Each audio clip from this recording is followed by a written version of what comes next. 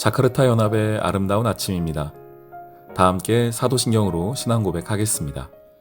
전능하사 천지를 만드신 하나님 아버지를 내가 믿사오며 그 외아들 우리 주 예수 그리스도를 믿사오니 이는 성령으로 잉태하사 동정녀 마리아에게 나시고 본디오 빌라도에게 고난을 받으사 십자가에 못 박혀 죽으시고 장사한 지 사흘 만에 죽은 자 가운데서 다시 살아나시며 하늘에 오르사 전능하신 하나님 우편에 앉아 계시다가 저리로서 산자와 죽은 자를 심판하러 오시리라. 성령을 믿사오며 거룩한 공회와 성도가 서로 교통하는 것과 죄를 사하여 주시는 것과 몸이 다시 사는 것과 영원히 사는 것을 믿사옵나이다. 아멘. 예수께서 말씀하실 때에 한 바리새인이 자기와 함께 점심 잡수시기를 청함으로 들어가 앉으셨더니 잡수시기 전에 손 씻지 아니하심을 그 바리새인이 보고 이상히 여기는지라. 너희 바리새인은 지금 잔과 대접의 겉은 깨끗이 하나 너희 속에는 탐욕과 악독이 가득하도다. 어리석은 자들아, 겉을 만드신 이가 속도 만들지 아니하셨느냐? 그러나 그 안에 있는 것으로 구제하라. 그리하면 모든 것이 너희에게 깨끗하리라. 화 있을진저 너희 바리새인이여, 너희가 박하와 운양과 모든 채소의 11조는 들이되 공의와 하나님께 대한 사랑은 버리는도다. 그러나 이것도 행하고 저것도 버리지 말아야 할지니라. 화 있을진저 너희 바리새인이여, 너희가 회당의 높은 자리와 시장에서 문안받는 것을 기뻐하는도다. 화 있을진저 너희여, 너희는 평토장한 무덤 같아서 그 위를 밟는 사람이 알지 못하느니라. 한 율법 교사가 예수께 대답하여 이르되, 선생님, 이렇게 말씀하시니 우리까지 모욕하심이니이다. 화 있을진저 또 너희 율법 교사여, 지기 어려운 짐을 사람에게 지우고 너희는 한 손가락도 이 짐에 대지 않는도다. 화 있을진저 너희는 선지자들의 무덤을 만드는도다. 그들을 죽인 자도 너희 조상들이로다. 이와 같이 그들은 죽이고 너희는 무덤을 만드니 너희가 너희 조상의 행한 일의 증인이 되어 옳게 여기는도다. 그러므로 하나님의 지혜가 일렀으되 내가 선지자와 사도들을 그들에게 보내리니 그 중에서 더러는 죽이며 또 박해하리라 하였느니라. 창세 이후로 흘린 모든 선지자의 피를 이 세대가 담당하되 곧 아벨의 피로부터 제단과 성전 사이에서 죽임을 당한 사가랴의 피까지 하리라.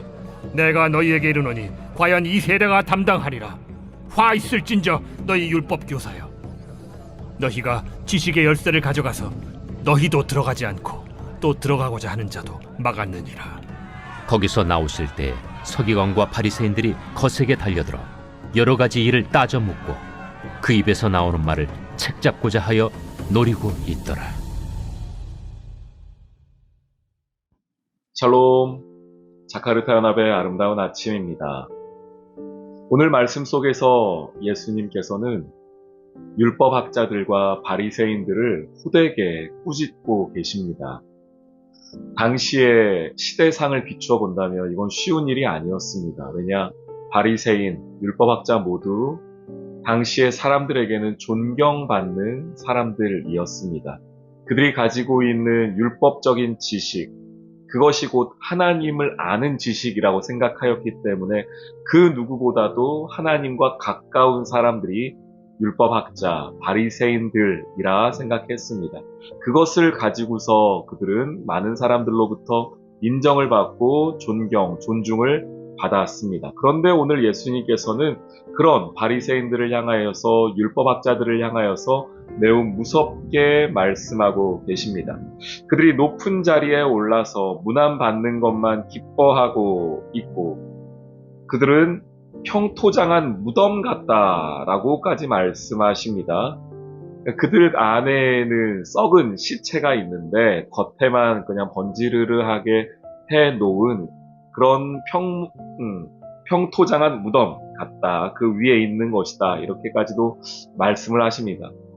듣는 입장에 따라서는 매우 모욕적이라고까지 느껴지고 있습니다. 그런데 왜 예수님은 이들을 향해서 이렇게 무섭게 또 매섭게 말씀하셨을까요? 먼저 율법, 그들이 가지고 있는 그 율법, 그들이 전문가라고 말하는 그 율법을 생각해 봅시다. 율법이라는 것은 실은 온전한 것입니다. 율법은 잘 사용하면은 인간이 다 지키기만 한다면 구원에 도달할 수 있을 정도로 온전한 것입니다. 다만 인간이 그것을 온전히 지킬 수 없다는 데 문제가 있었죠. 그렇기 때문에 율법의 참된 기능은 그 율법을 통하여서 참된 구원자 대신, 우리에게는 소망이 없기에 참된 구원자 되시는 하나님께, 예수님께, 오실 메시아에게 우리의 시선을 맞추게 하는 것이 이 율법의 기능이었습니다. 그런데 사람들이, 특별히 이 율법학자, 바리새인들이 그것을 잘못 사용하기 시작합니다. 자신들이 가지고 있는 율법의 지식을 가지고서 그것을 자신의 칼 삼아서 다른 누군가를 정죄하는 데에 그런 도구로 사용한 것이죠. 그래서 46절 보시면은 너희 율법 교사여 지기 어려운 짐을 사람에게 지우고 너희는 한 손가락도 이 짐에 대지 않았다라고 이야기하고 있습니다. 52절도 말씀하십니다. 율법 교사여 너희가 지식의 열쇠를 가져가서 너희도 들어가지 않고 또 들어가고자 하는 자도 막았다는 것입니다. 예수님이 화내신 부분은 이겁니다. 그들이 율법 학자라서가 아닙니다. 그것을 가지고서 오히려 사람들에게 하나님을 더욱 잘 소개하고 하나님께 가는 길을 안내했다면 이들은 칭찬받았을 텐데 그들은 그 율법 지식을 가지고 그 열쇠를 가지고 자기도 하나님께 가까이 가지 않을 뿐 아니라 가려고 하는 사람들도 막았고 자신들은 손 하나 까딱하지 않으면서 다른 이들을 향하여서는 정죄를 퍼붓고 또한 그들에게는 율법의 짐을 씌웠다는 것, 주님께서 화나신 부분은 이 부분이었습니다. 오늘 이 말씀을 읽으면서 오늘 우리가 하고 있는 신앙생활은 어떠한가를 생각해 보게 됩니다. 지금은 우리가 예수 그리스도로 말미암아 자유함을 얻고 우리가 예수 안에서 참된 기쁨을 누리는 신앙생활을 하고 있지만 그렇다고 하여서 예수님이 말씀하신 율법과 또한 우리의 신앙의 외형이 다 사라져버린 것은 아닙니다. 그것은 자유가 아니라 방종이겠죠. 예수님의 구원은 분명 하나님의 은혜로 얻어진 것이지만 그 이후의 삶에 관하여서는 예수님은 많은 관심을 가지고 있습니다. 자, 그러면 저와 여러분의 요즘 신앙생활은 어떤 틀을 가지고 어떤 모습으로 하고 있습니까? 혹 우리는 그런 것을 가지고 나도 제대로 못하고 있으면서 다른 사람들을 바라보면서 비난하거나 정죄하고 있는 것은 아닌가요? 율법의 열쇠를 가지고 있으면서 그것을 가지고 하나님께 가까이 가는데 사용하지는 않으면서 오히려 나도 주님께 가까이 가지 않고 다른 이들도 주님께 가까이 가는 것을 막고 있는 이 율법 교사들과 같은 모습이 우리의 종교 생활, 우리의 신앙 생활 가운데에는 있지 않습니까? 분명히 하나님께서 우리에게 주신 것은 자유함입니다. 그러나 그 자유는 예수 그리스도의 그 테두리 안에 십자가의 은혜 안에 있을 때의 자유입니다. 그리고 그것은 다른 이들을 향한 것이 아니라 언제나 나를 향한 것이 되어야 합니다. 내 안의 자유, 내게 주신 기쁨, 그것을 온전히 누리는 것이 우리의 신앙생활이지 다른 이들이 잘하고 있나 못하고 있나 다른 이들은 어떻게 하고 있나 이런 것을 신경 쓰는 것이 문제는 아니지요. 우리 사랑하는 귀한 성도님들, 오늘 이 하루 예수 그리스도 안에서 자유함을 누리기를 소망합니다. 예수 그리스도 안에서 참된 기쁨을 누리는 하루 되시기를, 다른 이들이 아니라 내 삶을 향한 주의 은혜를 누리는 하루 되시기를 주님의 이름으로 축원합니다. 아멘. 오늘의 기도. 사랑의 주님, 하나님을 찾는 은혜의 도구로 주신 제사와 율법, 나의 신앙생활이 다른 이들을 판단하고 정죄하는 데 사용되지 않길 원합니다. 연약한 저는 다른 사람보다 조금만 잘해도 잘난 척하기 쉬운 교만한 자입니다. 주님, 겸손히 하나님을 찾는 은혜를 주셔서 오늘 이 하루도 주님 안에서 참된 자유를 누리게 해주세요. 예수님의 이름으로 기도합니다. 아멘.